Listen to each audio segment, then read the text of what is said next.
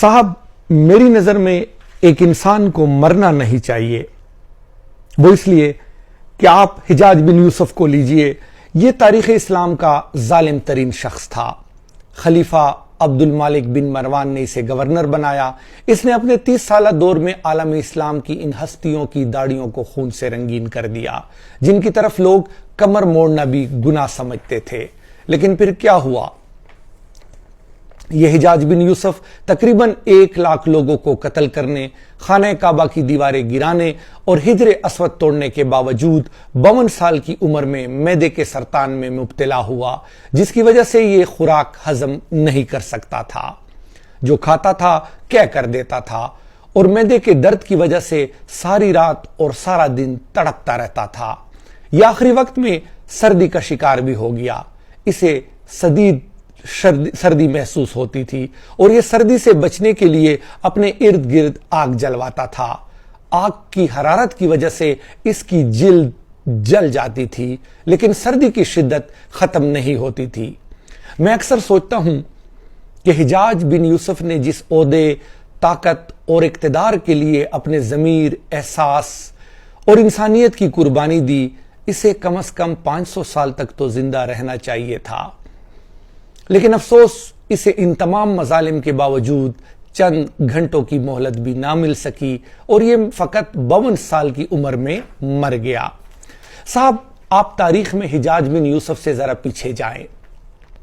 आप यजीद के दौर में चले जाएं तो यजीद के दौर में करबला जैसा दिलखराश वाकया पेश आया।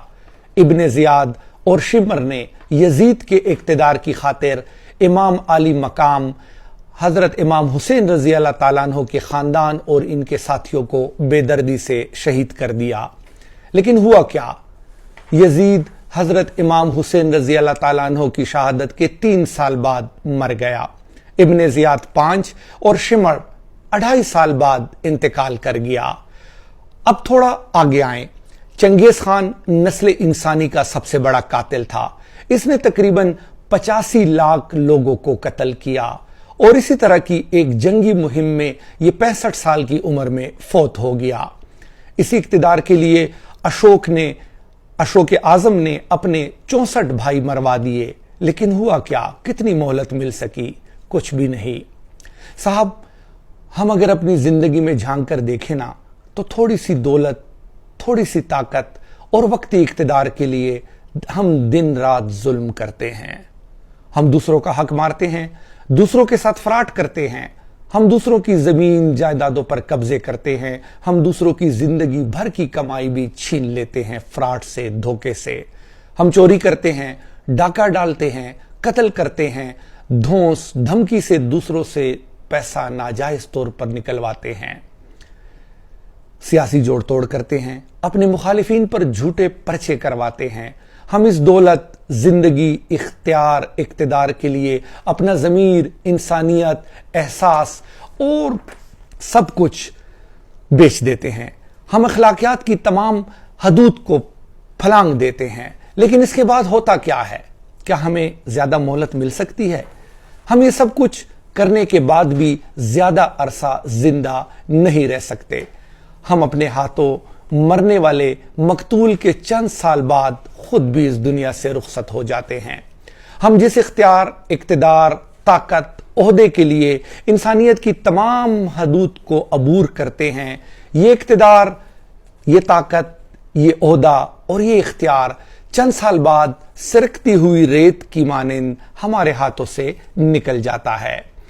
हमारी मुद्दत इक्तिदार पूरी हो जाती है, हमसे हमारा ओहदा छिन जाता है या फिर हम रिटायर हो जाते हैं और उन चंद बरसों की जिल्लत ख्वारी, बीमारी के बाद दुनिया से रुखसत हो जाते हैं।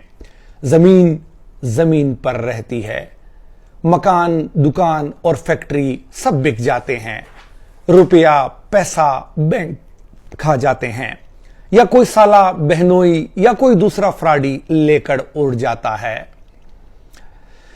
या फिर हमारा कोई अपना बेटा जुए या तवाइफ के चक्कर में वो पैसा उड़ा देता है।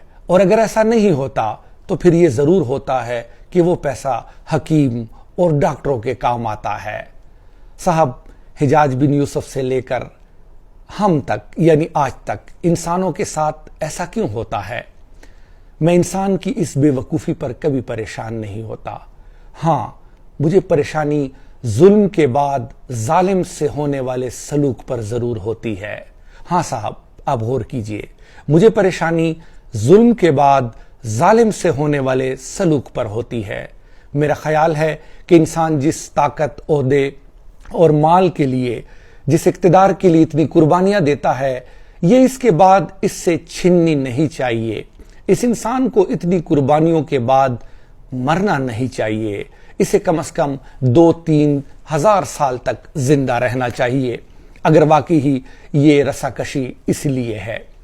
ہم گنتی کے چند برسوں کے لیے یہ سب کچھ کرتے ہیں۔ کیا مظلوم اور ظالم کی زندگی میں صرف چند برس کا فرق ہوتا ہے؟ اگر فرق صرف اتنا ہی ہے تو ہماری سوچ منفی کوششوں پر لعنت ہے۔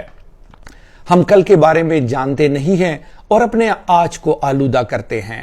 ہم گزرے ہوئے کل کے غم میں اور آنے والے کل کے خوف میں اپنے آج کے خوبصورت دن کو گندا کرتے ہیں۔ لیکن میں تب ایک کامیاب انسان ہوں جب میں اس فریب میں نہیں آؤں گا۔